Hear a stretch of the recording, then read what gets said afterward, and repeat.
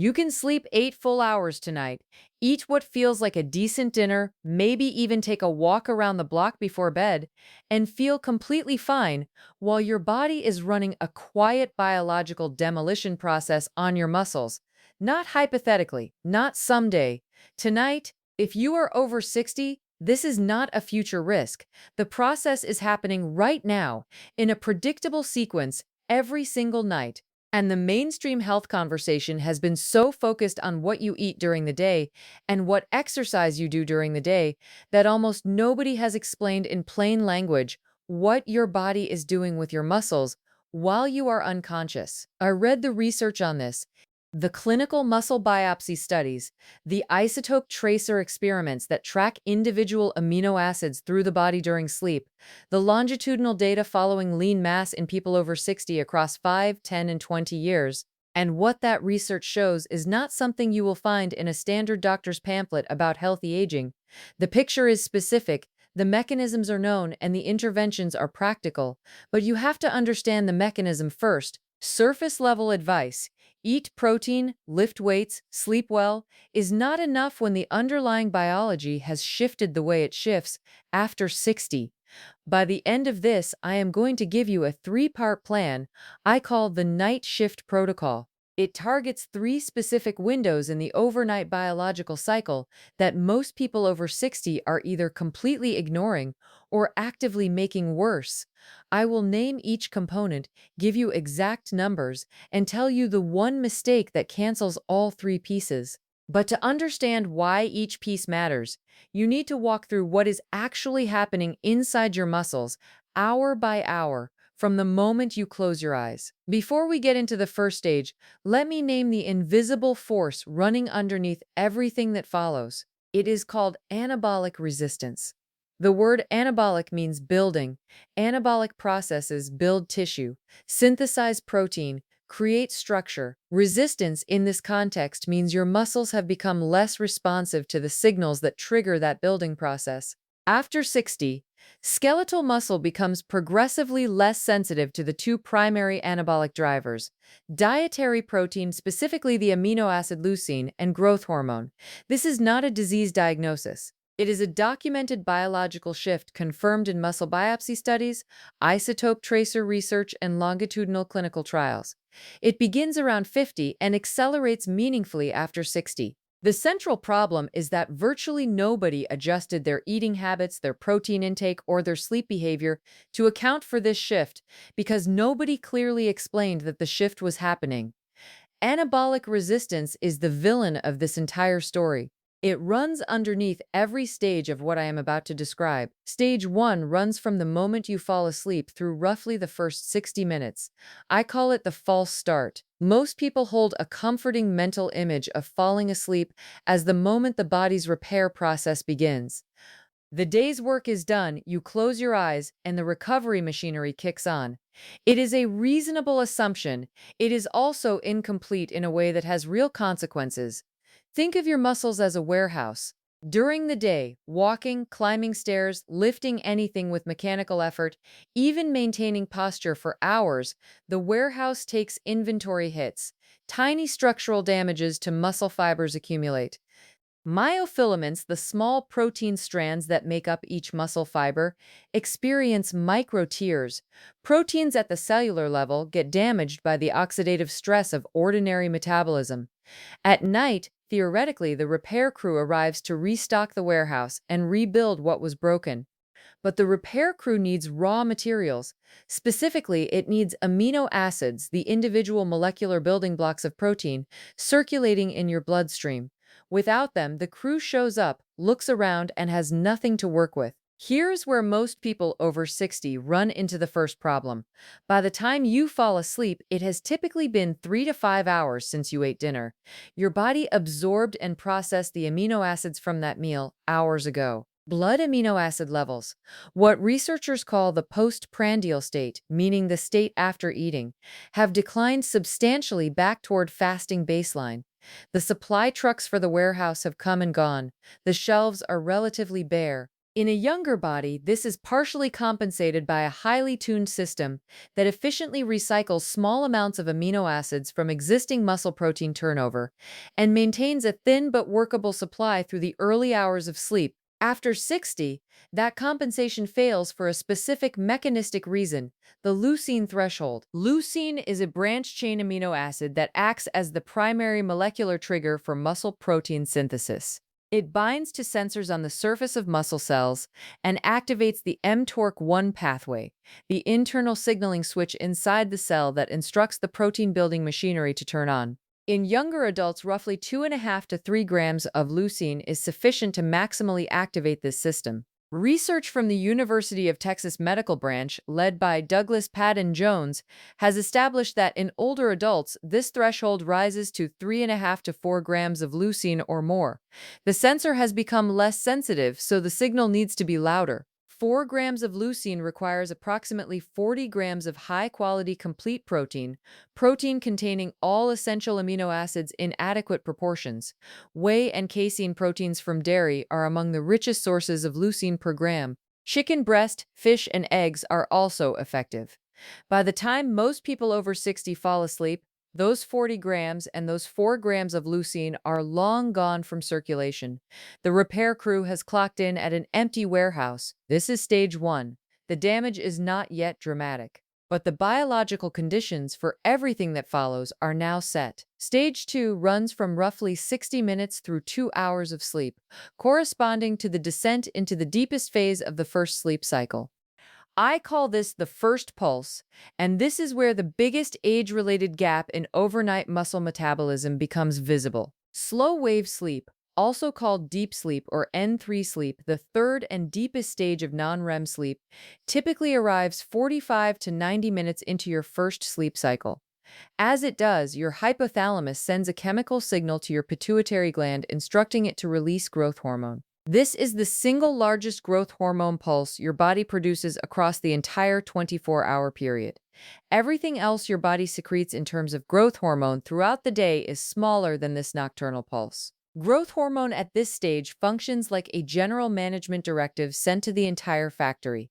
It tells the body to preserve lean tissue, to shift toward burning fat rather than protein for energy, to promote collagen synthesis in connective tissue, and to stimulate the liver to produce insulin-like growth factor 1, IGF-1, which then acts locally inside muscle and connective tissue to drive cell repair and fiber remodeling.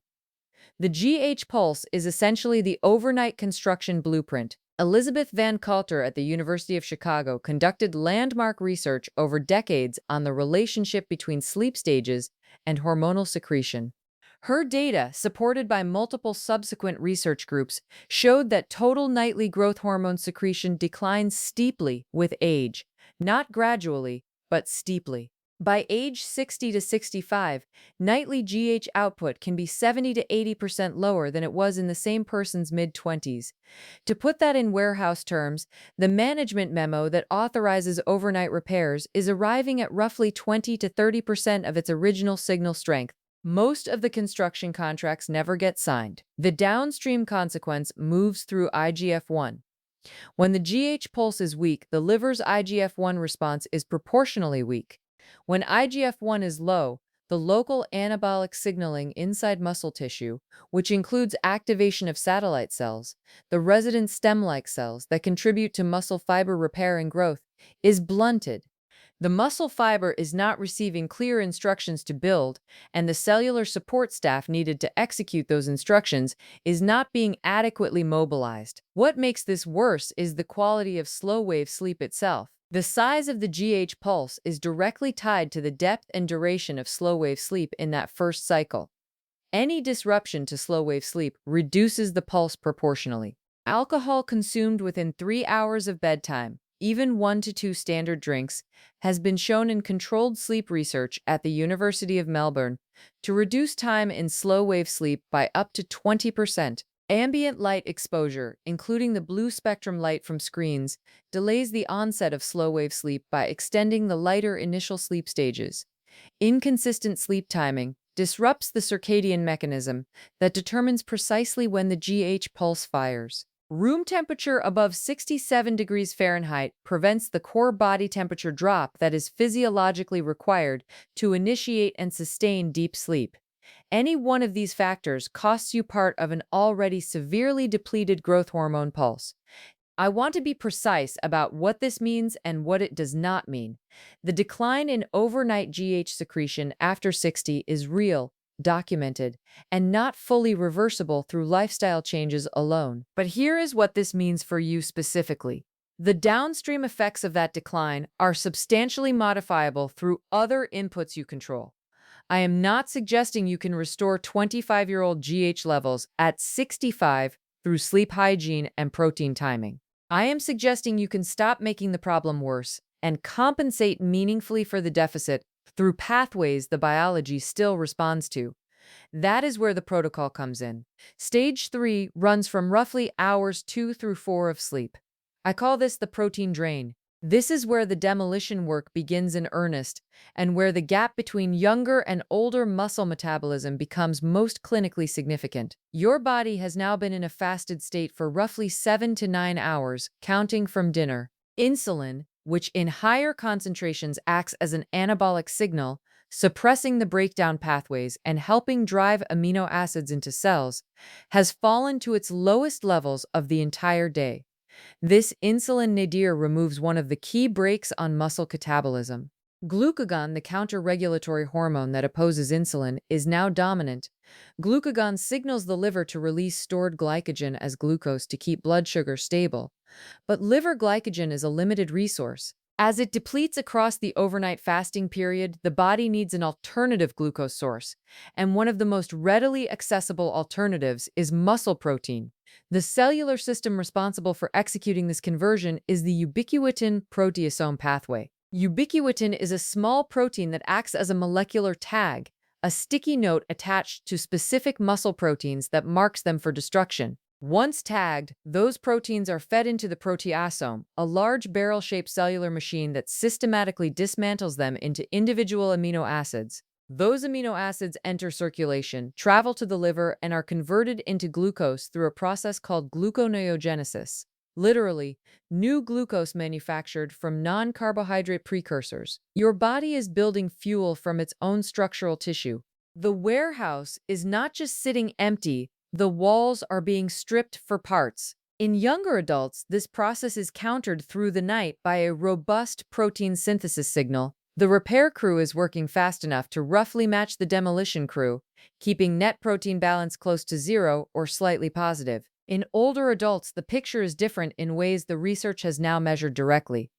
Luc van Loon's group at Maastricht University in the Netherlands using isotope tracer methodology, a technique that allows researchers to follow specific amino acids through the body in real time, measuring precisely how much is being synthesized versus broken down, has demonstrated that net muscle protein balance during overnight fasting is substantially more negative in older adults than in younger controls. The demolition crew is outpacing the repair crew, and the gap between them represents actual measurable muscle mass lost every single night.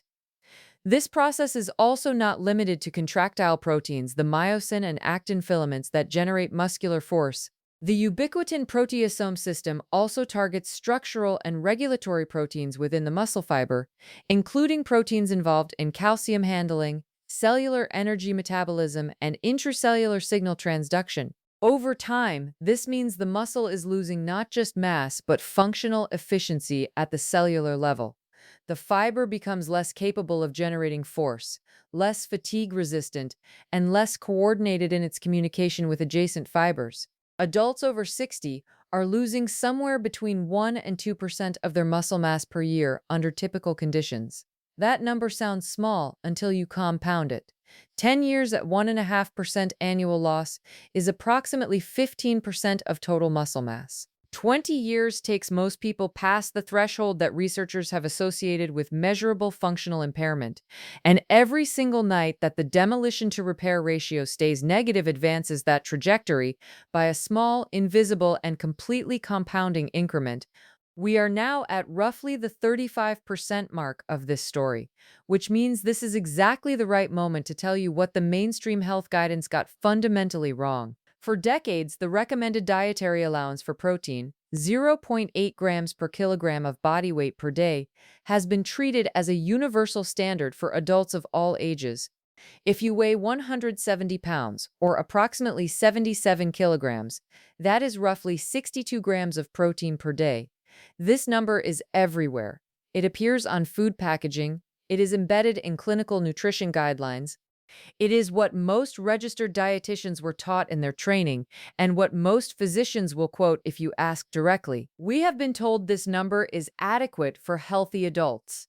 Here is what the actual science says when you apply that number specifically to older adults. The 0.8 grams per kilogram figure was derived primarily from nitrogen balance studies, a research method that estimates whether the body is retaining or losing more protein than it takes in. The majority of those foundational studies were conducted in predominantly young adult populations. The figure was then extrapolated across all age groups without specific validation in older adults. It tells you the minimum amount of protein required to prevent nitrogen deficiency in young people. It says almost nothing useful about what an older adult with documented anabolic resistance and a blunted overnight GH pulse actually needs to maintain muscle mass. The Prot-Age Study Group, an international scientific working group that included researchers from Europe, the United States, and Japan, conducted a systematic review of protein requirements in aging adults and published its conclusions in the Journal of the American Medical Directors Association in 2013. Their finding: healthy older adults need a minimum of 1.0 to 1.2 grams of protein per kilogram per day just to maintain existing muscle mass under stable conditions. For older adults dealing with acute illness, recovering from surgery or injury, or attempting to build muscle through resistance training, the target rises to 1.2 to 1.5 grams per kilogram. Stuart Phillips at McMaster University, who has published more than 300 papers on protein metabolism, has described the 0.8 gram RDA as a floor for preventing deficiency, not a target for maintaining muscle health in aging populations. He has made this point in peer-reviewed publications and publicly on multiple occasions. 1.2 grams per kilogram for a 170-pound person is approximately 104 grams of protein per day. The RDA gives you 62 grams. That is a gap of 42 grams, nearly 40% more than the standard guideline recommends. And that gap matters most at night when the body most urgently needs those amino acids and they are most likely to be absent from circulation. Stage 4 runs from roughly hours 4 through 6 of sleep. I call this the cortisol creep. Cortisol follows a predictable daily rhythm called the cortisol awakening response. It reaches its lowest point in the early evening and then begins a slow climb in the early morning hours, typically beginning sometime between 2 and 4 in the morning. By the time you wake up, cortisol is at or near its daily peak. This is normal physiology. The morning cortisol surge mobilizes energy, increases alertness, raises blood pressure slightly, and prepares the cardiovascular and metabolic systems for the demands of the day. But cortisol is directly catabolic to muscle tissue. It activates the ubiquitin proteasome degradation pathway described in stage 3. The demolition crew gets a second shift. It also directly suppresses mTORC1 signaling, inhibiting the switch that drives muscle protein synthesis. And it promotes the breakdown of collagen in tendons and ligaments, which is why morning joint stiffness and tendon aching upon rising is nearly universal in people over 60. That is not abstract aging. That is cortisol running its overnight chemistry on connective tissue that has limited regenerative capacity. Understanding that the stiffness is a mechanism, not a mystery, is useful because it means it is partially addressable. In younger adults, the morning cortisol surge is fairly quickly counterbalanced by the anabolic signals that arrive with breakfast: insulin rising from carbohydrates, amino acids from protein, and the renewed activation of mTORC1 from food intake. The catabolic window opens and closes within a manageable time frame. In older adults, particularly those who wake up and delay eating, or who eat a breakfast that is predominantly carbohydrate with minimal protein, the cortisol catabolic window stays open longer. There is no incoming anabolic signal strong enough to compete with elevated cortisol in tissue that already has compromised receptor sensitivity from anabolic resistance. There is a secondary cortisol effect worth understanding as its own mechanism. Glucocorticoids, the hormone class that includes cortisol, also affect satellite cell activity. Satellite cells are the resident stem cells of skeletal muscle, positioned just outside each muscle fiber, waiting to be recruited for repair and growth. In brief, acute cortisol exposure, satellite cells are not dramatically impaired. In states of chronically elevated cortisol, from poor sleep quality, sustained psychological stress, or lifestyle factors that disrupt the normal cortisol rhythm, satellite cell activation and differentiation is suppressed over time. This is relevant not because overnight cortisol peaks alone are catastrophically high, but because the people most affected by overnight muscle loss are often also dealing with the kind of chronic stress and sleep disruption that keeps cortisol elevated beyond its normal rhythm. Stress biology and muscle biology are not separate systems. They use the same hormonal infrastructure. Stage 5 runs from roughly hours 6 through 8 of sleep, the late sleep period, just before and during the time most people wake up. I call this the critical window, and it is the stage that most fundamentally changes how you should understand overnight muscle metabolism after 60. This is the peak revelation. During this late sleep period, growth hormone secretion has completed its primary work and declined significantly from the overnight peak established in stage 2. Cortisol is at or approaching its daily maximum. Blood amino acid levels are at their absolute nadir for the entire 24-hour cycle. They have been slowly depleted throughout stages 3 and 4 by the demolition processes. The mTORC1 pathway in your muscle cells is essentially sitting at idle. The assembly line has stopped running because the raw material input, circulating leucine, has fallen below the minimum operating level required to sustain protein synthesis.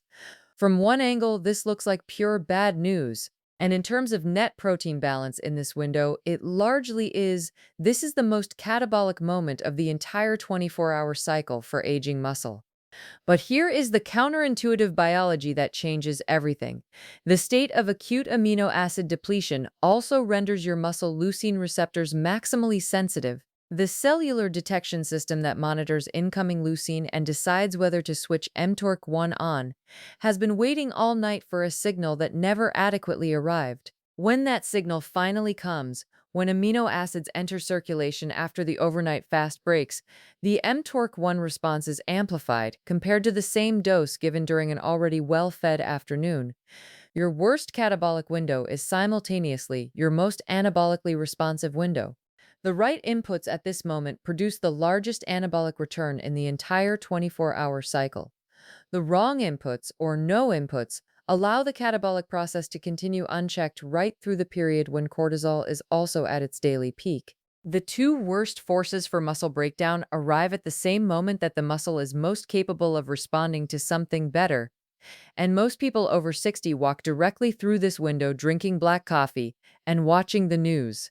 Research on protein distribution timing in older adults, published in the American Journal of Clinical Nutrition and supported by work from multiple exercise science groups, has shown that the typical American eating pattern is almost perfectly inverse to what aging muscle biology requires. The average pattern concentrates the majority of daily protein intake at dinner, roughly 15 grams at breakfast, 20 grams at lunch, and 60 or more grams at dinner. Dinner gets more protein than the muscle can efficiently process for synthesis in a single meal, and breakfast gets far less than what is needed to hit the leucine threshold during the most anabolically sensitive window of the day. The timing problem is independent of the total amount problem. You can be hitting your protein target in total daily grams and still be getting almost nothing out of it for overnight muscle repair because of when and how it is distributed. The practical ceiling for muscle protein synthesis activation at a single meal appears to be approximately 40 grams of high-quality protein in older adults. Beyond that, the excess amino acids are predominantly oxidized for energy or converted to other metabolites, not used for building muscle. A 60-gram protein dinner does not translate into 60 grams of repair signal. It translates into roughly 40 grams of useful muscle synthesis activation and 20 grams of expensive fuel that your body could have gotten from carbohydrate or fat instead. Meanwhile, breakfast, which arrives during the most sensitive window of the day, gets 15 grams, which sits comfortably below the leucine threshold and produces almost no net muscle protein synthesis signal in an older adult. Let me connect this to something most people can feel in their daily lives, because this is where the abstract mechanism becomes personal. If you have noticed that your body seems to not respond to physical effort the way it did in your 40s, that you are putting in the work but the results are slower, that you ache longer after effort, that strength gains feel harder to hold, anabolic resistance is a central and underappreciated factor. This is not motivational framing, it is receptor level biology. The pathway that takes a mechanical load signal from a resistance exercise and converts it into a muscle protein synthesis instruction has become less efficient. The message is getting through, but it is arriving with diminished clarity. When my husband was rebuilding after his cardiac event, this was one of the first things I had to understand, because he was putting in real work at a supervised cardiac rehab program and then later on his own, and the response felt slower than it should have. The answer was not to question the effort. It was to understand that after 50, the same inputs produce a smaller biological output unless you compensate for the receptor sensitivity change. The dose has to go up because the system has become harder to move. That is not failure. That is physiology, and physiology responds to the right inputs. Results vary, and any recovery from a cardiac event requires close medical supervision. I want to be clear about that. But understanding anabolic resistance was the piece that made the rest of the nutritional strategy make sense. What is interesting, and what I think is the most actionable piece of the stage 5 picture, is that resistance exercise does not lose its ability to amplify the anabolic signal entirely as you age. Research by Breen and Phillips, published in the Journal of Physiology in 2012, demonstrated that resistance exercise can restore something closer to normal anabolic sensitivity in older muscle, at least temporarily, by forcing a mechanical activation of the mTORC1 pathway that partially overrides the receptor-level blunting of anabolic resistance. The exercise is essentially jamming a stronger signal through a congested pathway, and that enhanced sensitivity lasts for several hours post-exercise. This has a direct implication for the overnight cycle. Resistance exercise performed in the late afternoon or early evening, which most people over 60 avoid because of old advice that evening exercise disrupts sleep, can set up the muscle tissue for better overnight repair by activating the mTORC1 pathway shortly before the overnight fasting period begins. That warning about evening exercise has been substantially revised in the research literature. A 2019 meta-analysis in sports medicine reviewed multiple controlled studies and found that moderate intensity resistance exercise performed in the late afternoon or evening does not impair sleep quality in most adults, and in some studies marginally improved slow-wave sleep duration. Evening resistance training does not need to be intense. It does not require a gym membership, but it needs to create real mechanical tension in the major muscle groups. There is one more piece of the overnight picture that rarely appears in mainstream content, and it relates specifically to which muscle fibers are being lost. Sarcopenia does not affect all fiber types equally. Type 2 muscle fibers, fast twitch fibers responsible for high-speed, high-force contractions, atrophy faster and more severely than type 1 slow twitch fibers. Fast twitch fibers are metabolically expensive to maintain. They require a significant protein investment per unit of mass. They demand more from the overnight repair process, and they are therefore first on the demolition crew's priority list during periods of negative protein balance. The body finds them energetically inconvenient to keep. These are also the fibers you need most in the moments that matter most.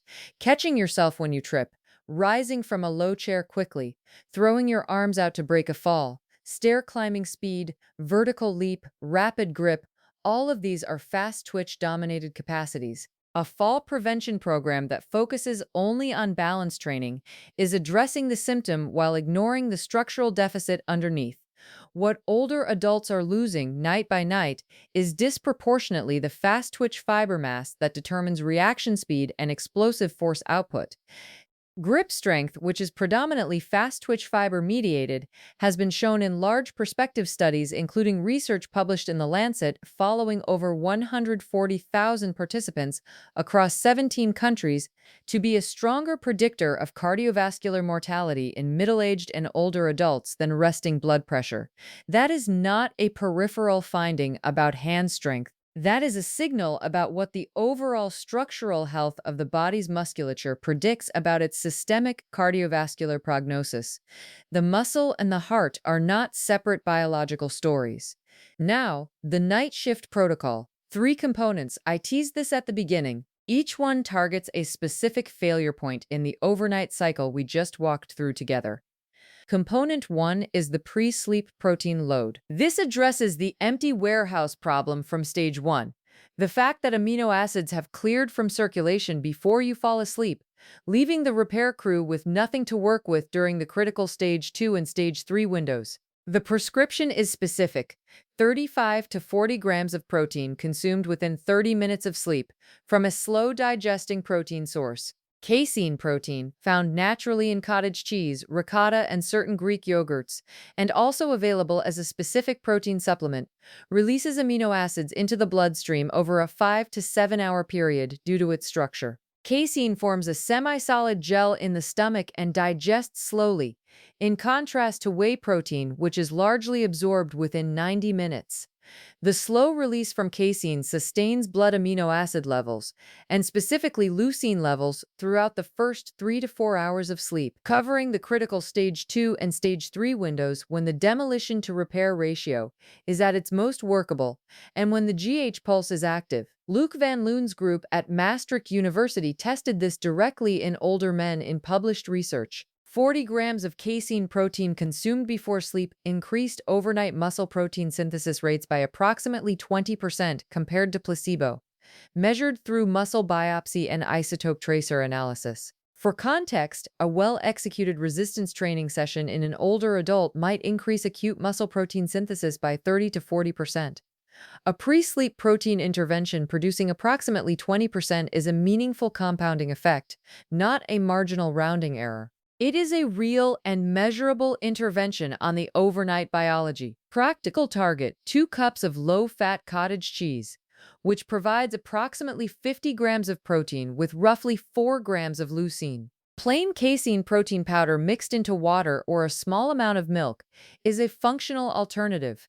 Check the leucine content on the label, not just total protein grams, because leucine per serving varies significantly across brands and formulations. Component 2 is the sleep architecture signal.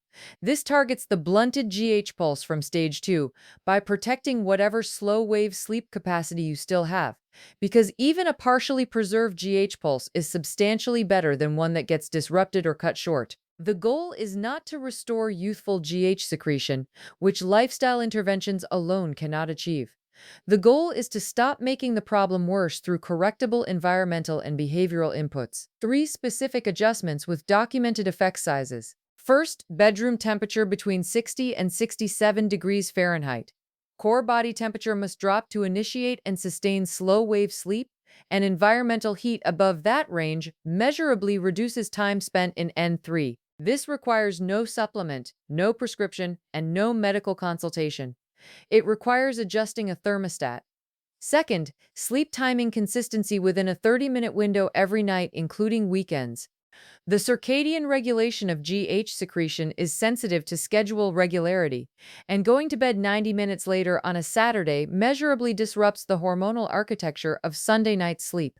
This is established in chronobiology research and is part of why frequent travelers and shift workers show accelerated markers of muscle aging over time. Third, no alcohol within 3 hours of sleep. The 20% reduction in slow-wave sleep produced by 1 to 2 drinks is not acceptable math when applied to a GH pulse that is already 70 to 80% attenuated from its youthful peak. You are not starting from a position of excess. You have no margin to give away. One additional note that rarely appears in standard sleep advice. Certain commonly prescribed sleep medications, particularly benzodiazepines and the non-benzodiazepine sedative hypnotics, sometimes called Z drugs, suppress slow-wave sleep despite producing the subjective experience of better and deeper rest. You can feel more rested and simultaneously be experiencing a further blunted GH pulse. If you are using prescription sleep medication and muscle preservation matters to you, this specific trade-off is a conversation worth having with your physician. Not to stop medication without guidance, but to understand what the sleep architecture is actually doing under the medication versus what the subjective experience of rest is reporting. Component 3 is the morning resistance signal.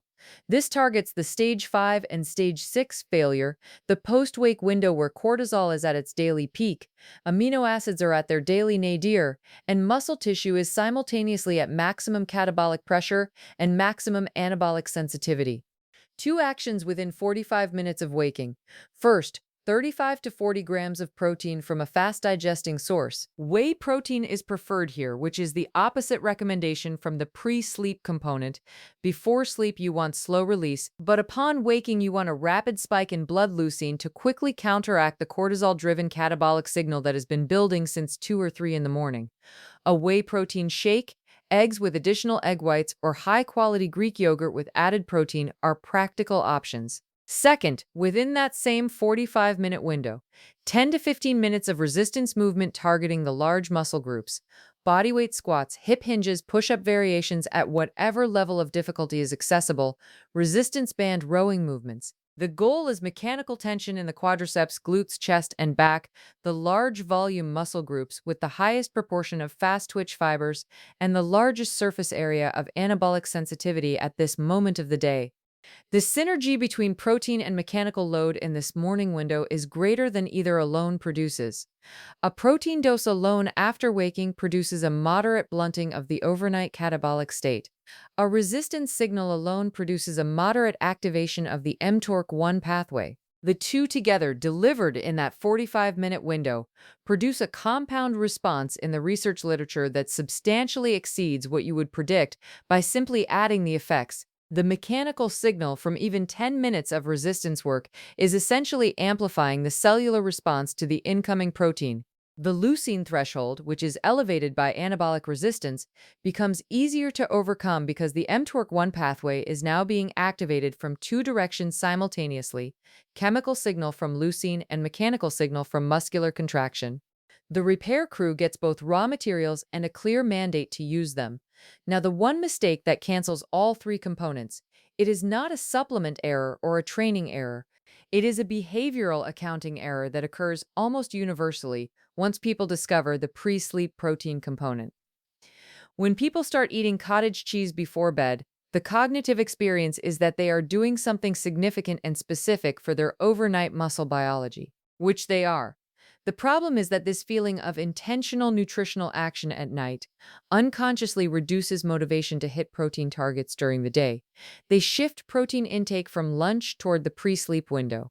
They skip or reduce the morning protein because the internal accounting says they had something substantial the night before.